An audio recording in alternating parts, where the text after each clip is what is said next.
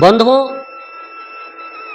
तुलसी पीठाधीश्वर रामभद्राचार्य जी के द्वारा ये कहना कि स्वामी दयानंद सरस्वती ने बहुत बड़ी भूल की है।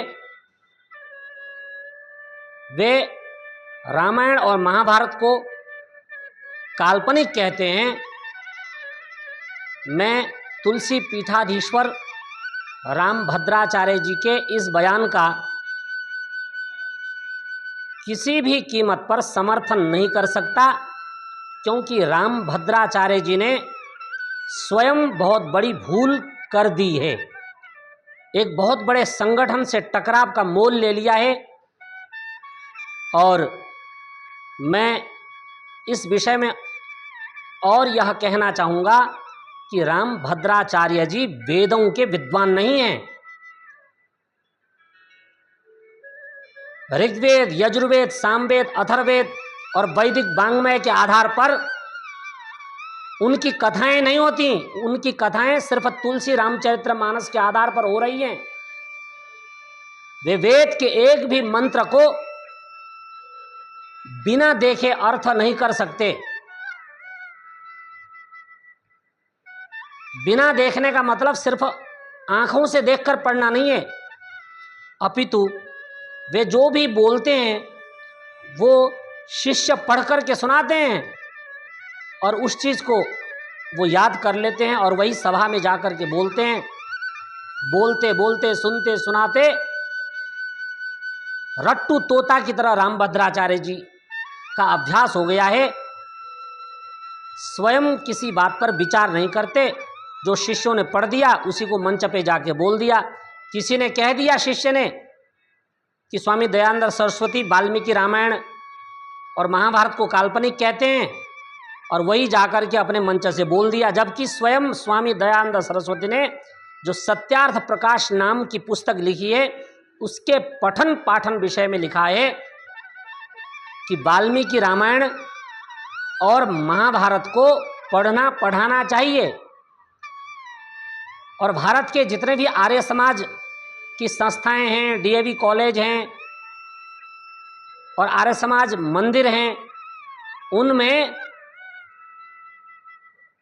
वाल्मीकि रामायण और महाभारत के अंतर्गत प्रतिदिन वहाँ उपदेश प्रवचन होता है। और प्रभु श्री राम का चित्र लगा हुआ है, भगवान श्री कृष्ण का चित्र लगा हुआ है।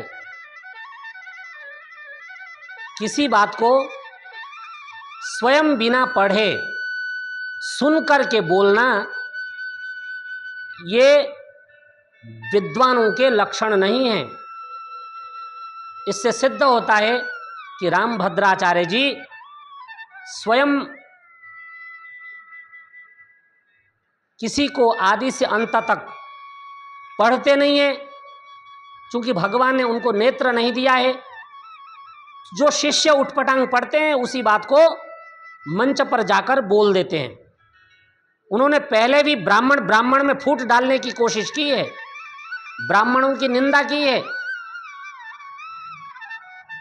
इसलिए मैं रामभद्राचार्य जी से निवेदन करना चाहता हूं कि वो बिना शर्त माफ़ी मांगें और अपना बयान जारी करें। अन्यथा यदि आर्य समाज के किसी बड़े संगठन ने कोर्ट में केस कर दिया तो 3 साल से लेकर के 10 साल तक बुढ़ापे में जेल के भीतर रहना पड़ सकता है। किसी बात को हल्के में न लें।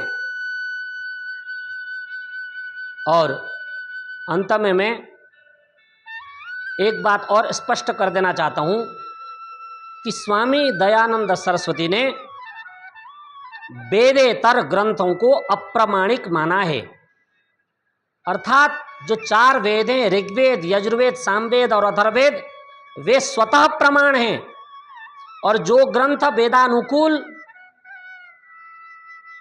और सनातन धर्म के वैदिक वाङ्मय के अनुकूल हैं, स्वामी दयानंद सरस्वती ने उनका समर्थन किया है। जो इसके विपरीत ग्रंथ रचे गए हैं, हमारे ऋषियों के नाम पर, उन ग्रंथों का स्वामी दयानंद सरस्वती ने पुरजोर खंडन किया है। और उनका संगठन इस काम को आगे भी ऐसे ही करता रहेगा।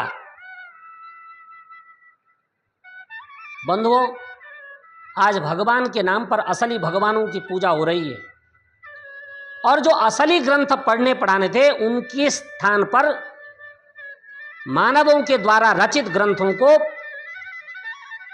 पढ़ाया जा रहा है और पढ़ा जा रहा है। स्वामी दयानंद सरस्वती इसी के खिलाफ थे। उन्होंने सत्यार्थ प्रकाश नाम की पुस्तक लिखी है। उसको आद्योपांत पढ़ने से पता चलता है कि स्वामी दयानंद सरस्वती कितने उच्च कोटि के विद्वान थे। वे वेदों के आधार पर भारतीय समाज को व्यवस्थित बनाना चाहते थे। इसलिए उनके ग्रंथों को बिना पढ़े मन मर्जी से वक्तव्य देना रामभद्राचार्य जी जैसे विद्वान को शोभा नहीं देता। आज के लिए इतना ही। आपने मेरी बातों को बहुत ही ध्यानपूर्वक सुना। आपका बहुत बहुत धन्यवाद।